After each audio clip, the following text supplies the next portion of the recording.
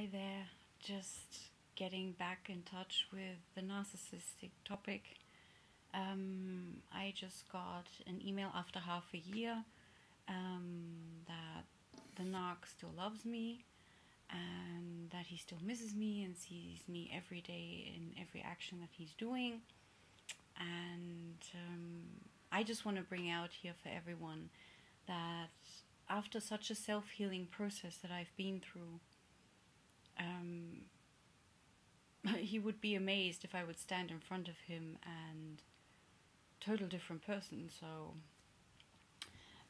is it even worth missing them?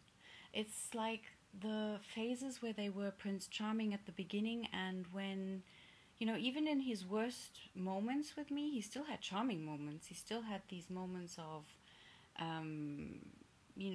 flabbergasting me, like with presents and surprises. Even now when we're not together, he still amazes me with huge presents. But never in words, never in action, never in touch. You know, when you touch your partner. I don't know if there are other narcs out there. Maybe in the comment section you could comment on it, because I don't know if there are narcs out there that would interest me that have a really beautiful touch, because you could always see that if he, for 5 minutes touched me, it was already enough, was already too boring, was already, I have to go. There were very rare moments, like 3 or 4 days in the whole 4.5 years that I was with him, that we could really stay in bed and really cuddle and just be near. Very rare. And the funny thing is, us empaths, we hold on to these days, and for the next year we will still think about that one day. Like, we are still satisfied with this cuddle for a whole year, where the narc is after 10 minutes already bored stiff. So now, coming out of the self-healing process, I was also asking myself, is it even worth missing them? Is it like, for me, it's really just the hype that he gave me. It was like, we had such a hype lifestyle that it was hard. It was like a drug addiction to get off. And I have now found out, even if he mails me or presents me things or does things, that I was of no significance for him. That's why I left, and that's why if I stood with him in a country or in a room, or I slept with him in a bed, was there a significance? Like, did he even see that I am there? And I bet he didn't. It was nice, of course, if you're supply and you're always playing the fool for them, which I was doing for years. I should have stood up much earlier. If you play this fool kind of thing, of course that's fun for them. They don't change the whole system. They don't go out of the room and say, I don't want this relationship anymore because you bore me. They just think, okay, you're boring, and then they build up their second life. And that one you don't want to know. I, until this day, don't want to know what happened there. When we went on a hike, we were in a mountain village. And we went on hikes, and he never hiked back the same way he came up. Like, I said, okay, I know this way now, so I'd like to go back down this way, because the new one, we might get lost, we might, it might get longer. We have no clue how long this will go. And he always, in every situation, never wanted to hike back down the same hike. And I think that's the life philosophy of narcs, that they stay in a relationship, I think, because you're feeding them very good with things in real life, like real things to feed. I cooked and I baked, but feeding also on, you're such a beautiful person and you're doing it really good and you can do whatever you want, because I'm a quite free-spirited person. I let him do whatever he wanted. That means when he kicked off from our apartment for weeks, I had no idea where he was. And I do think I gave him the freedom that he wanted and that he liked, I think. And I was always like the balancing point until I was so unbalanced that I couldn't balance him and me and everything around me in my life. So they are quite quickly bored.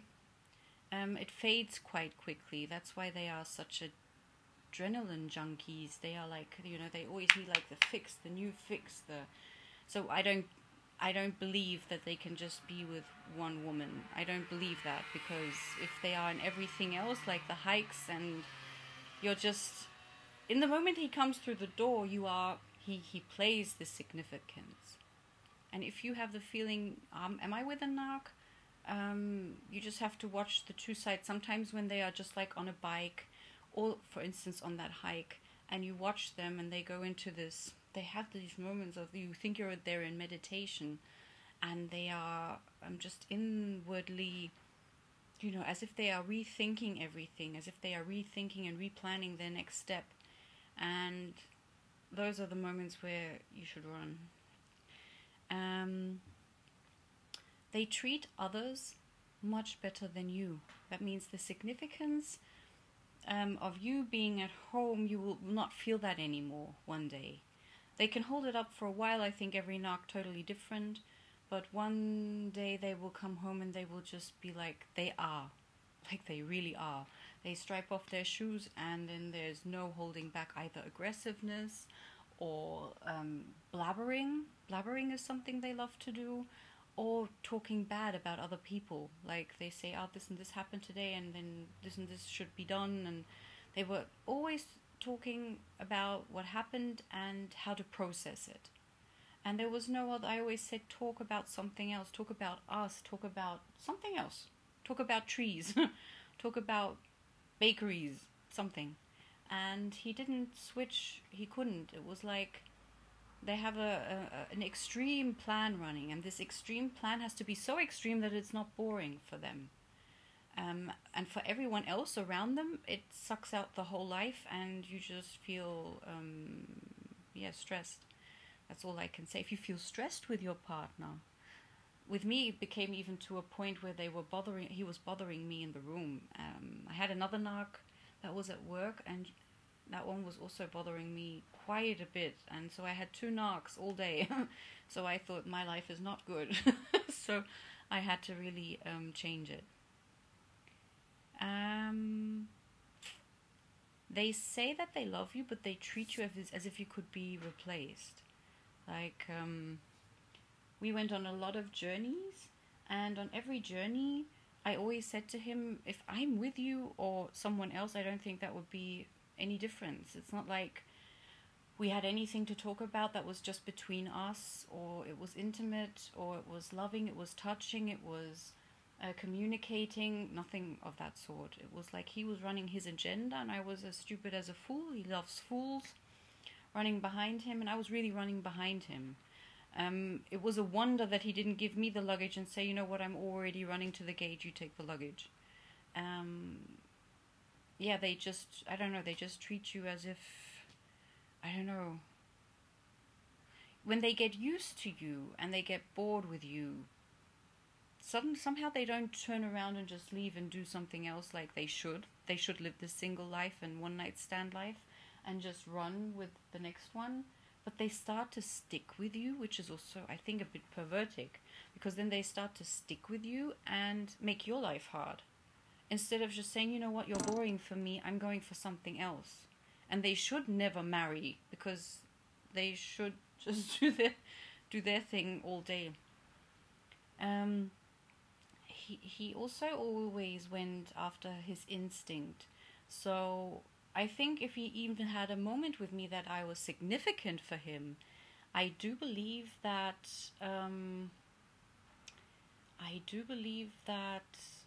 if he would have seen a woman outside or in his workplace that he liked, I think there would be a pull. Even if he would do nothing, but there would be a pull towards that woman. Because it's something new, it's new supply, it's fun to find out if he's attractive enough, which he was. So I don't know why you need that complimented all day, but they do, because they are adrenaline junkies.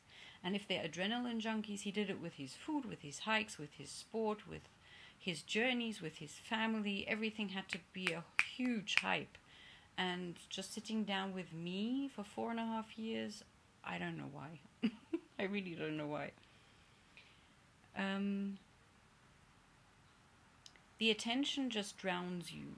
You know, this when you're out of the narc relationship, the thing is that you will find out that you suddenly, there's a time freed up and a space in your mind freed up where you just think, and what am I going to do with all this time? Because they were always making me addicted to their life, to what, even the one at work. It was like, you start to think about that person, like, why are they doing it this way? Why? And then they tell you things that you should be following, and suddenly you have no idea anymore. Should you follow your own self or should you follow them? So I think this instinct, to be significant for someone else, I become like a headless chicken. I don't even look at someone else anymore. But they are addicted to other people. It's also an addiction, like an adrenaline addiction to other people. I could see how not happy, they are not happy, but they pretend they're happy. So if you see them, you think they're happy, but they aren't happy. I know that for sure, because even in smiles, I have photos that were just like 5 seconds away from each other, where we said we're going to do a photo now, and then suddenly someone clicked before or after, and it's like, if I could show it, it would be amazing, because it's just like two different people. It's like this one standing there with always thumbs up, and the next one is just like, it's like, there's like, I mean, now after healing, I just can't imagine going through life like them. I really just can't. It's like, yeah, it must be, we were talking about it a few days ago, that is the character already in the horoscope? Is it like already given that that person won't, when he has something significant in his life, like a partner, and he can't cherish that for all his life, then there's something wrong. Then he can't cherish. If you cherish your life, and you cherish your own heart, and you cherish who you become humble, totally humble. And that is something they can't do at all. It's like that is not even in their, I've seen it just in glimpses, where I've seen videos now from places we have been, and people he has been with, where I think, wow, that even touched me, because he became so humble. But then the next moment they're not anymore. Then they're back to the junkie.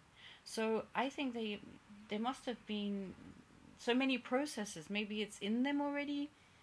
Maybe it's their parents putting pressure on him putting pressure on himself, of significance, like take everything away from him, and who would he be? For me, everything has been taken away in my life. Take everything away from any person, and you will know how that person will be. So what would the narc do without all his treasures and family and partners, and that soul can't be fulfilled. I don't know, maybe you've seen a fulfilled narc.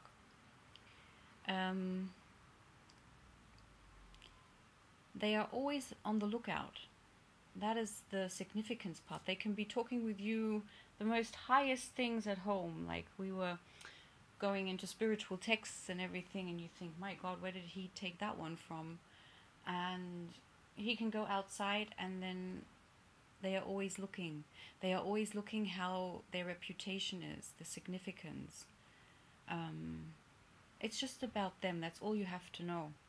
It's just about them. They can run it alone. They can run it by themselves. If you leave them, they don't even care.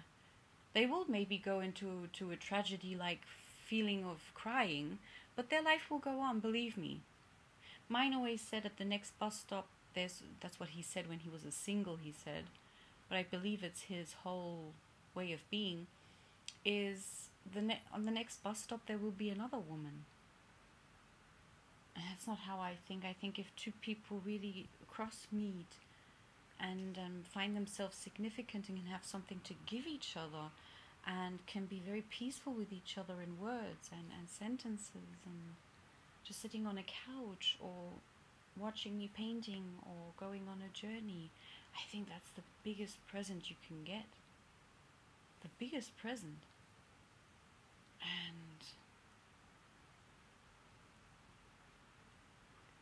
just believe me that they don't care.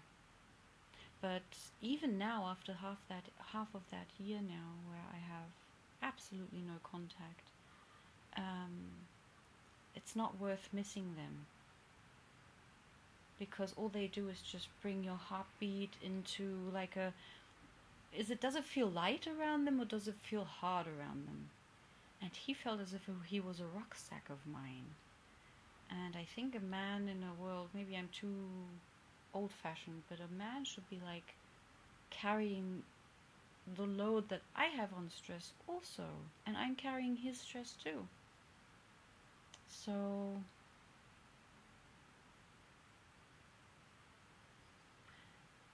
I believe we have the option to choose. We have the option to choose who we want in our lives. And never be scared. Scarcity doesn't bring anything. Fear won't bring you anywhere. You will have to go through a phase of, what am I doing here? And then you have to clear it up. Then you have to orientate new. Then it's the moment where you can clean also your life up. That's why they are there. That's my biggest thing. I think they are there so that I can contact that piece in my heart that has to be healed, that had to be healed already long time ago and wasn't. So I don't know, just believe me, they are distracted by everyone and anyone. That means a stupid situation, stupid example. You would be sitting with your narc, he's very bad with you, he goes on your nerves, you're sitting there, you have the best dinner lined up, he doesn't say anything about it. The next moment his boss would come in. The womanly boss, he has both at the moment. The womanly boss would come in with all the chic things that she has on, because I would be sitting there in my home gown and this boss would come in, total different person. He would brag how I cook the dinner, that it's bio, that it's vegetarian, that we've been a vegetarian since how many years, and that we are glad that she came around, and he would laugh, he would crack her up, and 2 hours before, while you were sitting there with him, nothing would have happened. All the energy would have just gone down, down, down, down, down. So surround yourself with people who bring you up, up, up, up. Have a good one.